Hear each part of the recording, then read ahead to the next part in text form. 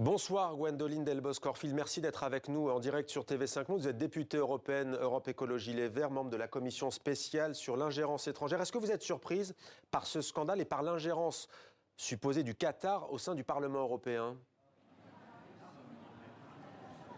Alors, l'ampleur du scandale, oui, on est forcément surpris. Et puis les méthodes aussi qui font un peu mauvaise série télé.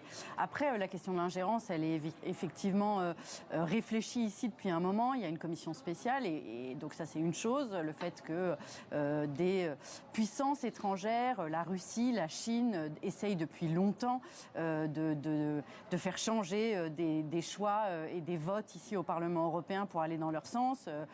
On sait aussi que l'Inde, à travers des députés britanniques à l'époque, l'avait fait, etc. Donc ça, c'est pas une découverte. Comment ça se matérialise, cette ingérence des pays que vous citez ? Alors, ça peut passer effectivement par simplement lors de missions officielles, leur permettre d'avoir plus de restos, plus de 2 jours supplémentaires en voyage, etc. Des choses qui sont plus difficiles d'ailleurs à décrypter que ce qui s'est passé là, où il y a de l'argent liquide carrément qui a été trouvé dans les maisons. C'est vrai qu'on est parfois borderline avec ce qui peut se passer lors d'une mission, et c'est un peu là-dessus que certains députés jouent. Il y a aussi, on le sait, simplement le fait qu'on reçoit des textes tout prêts et qu'on les reproduit simplement pour se faire bien voir. Et puis on sait aussi qu'à l'extrême droite du Parlement, il y a eu des liens là carrément entre partis et Russie par exemple, parce qu'il y a une accointance idéologique, mais aussi parce qu'il y a probablement eu des aides pour les partis dans les pays comme le Rassemblement national en France par exemple. On vient d'entendre Manon Aubry qui dit avoir été contactée par l'ambassade du Qatar à un moment donné. Elle a décliné. Nathalie Loiseau également dit avoir été approchée. Est-ce que vous avez été approché par le Qatar comme d'autres députés ? Ah non, certainement parce que moi je travaille pas du tout sur ces sujets-là. Donc ils ciblent forcément, chaque pays va cibler, chaque puissance étrangère va cibler selon les sujets sur lesquels ils travaillent. Moi je travaille absolument pas ni sur les questions d'Arabie, d'Afrique, etc., ni sur les questions de sport. Donc j'étais pas du tout une cible intéressante pour eux.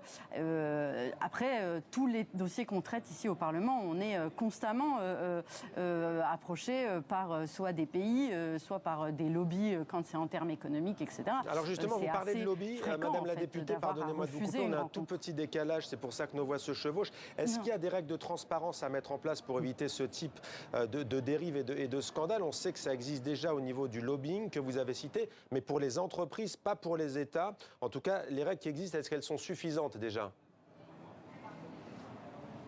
Non, elles ne sont pas suffisantes. Ça fait des années que les écologistes, notamment, demandent des règles bien plus importantes. On est à l'origine d'une demande très particulière sur un ethic body, donc une organisation qui gérerait ces questions de transparence, qui ressemblerait à notre haute autorité de la transparence en France, notamment.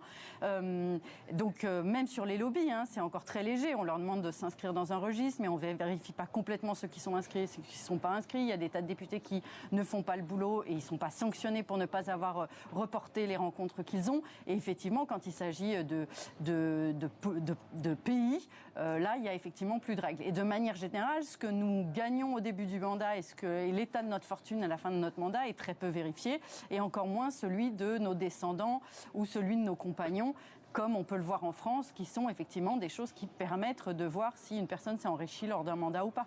Alors un petit tweet, et il n'est pas anodin. Viktor Orban, Premier ministre de la Hongrie, voilà son message. Et puis ils disent, et puis ils causent, pourrait-on traduire. Le Parlement européen est sérieusement préoccupé par la corruption en Hongrie. Ironie du sort donc, le Premier ministre hongrois pourrait profiter de cette affaire pour s'esclaffer. On sait que le Parlement a dénoncé vivement la corruption dans son pays. Qu'est-ce que ça vous inspire ?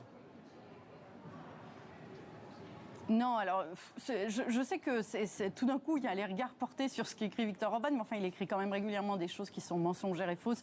Et moi, qui suis rapportrice du Parlement sur la Hongrie, je suis bien placée pour savoir que je suis régulièrement harcelée par des proches du gouvernement ou des trolls venus du gouvernement qui va expliquer qu'en France aussi, ceci se passe, ou que dans un autre pays, il y a de tel ou tel problème. C'est des méthodes très habituelles de la part de Viktor Orban, et c'est juste 2 histoires totalement différentes. Là, on est sur une corruption de pays.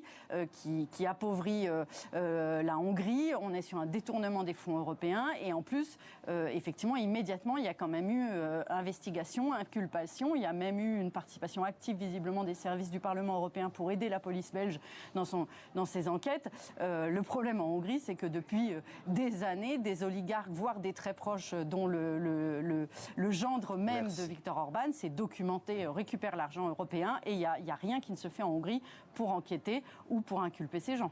Merci beaucoup Gwendoline Delbos-Corfield, députée Europe Écologie Les Verts, députée européenne. Merci d'avoir répondu à nos questions.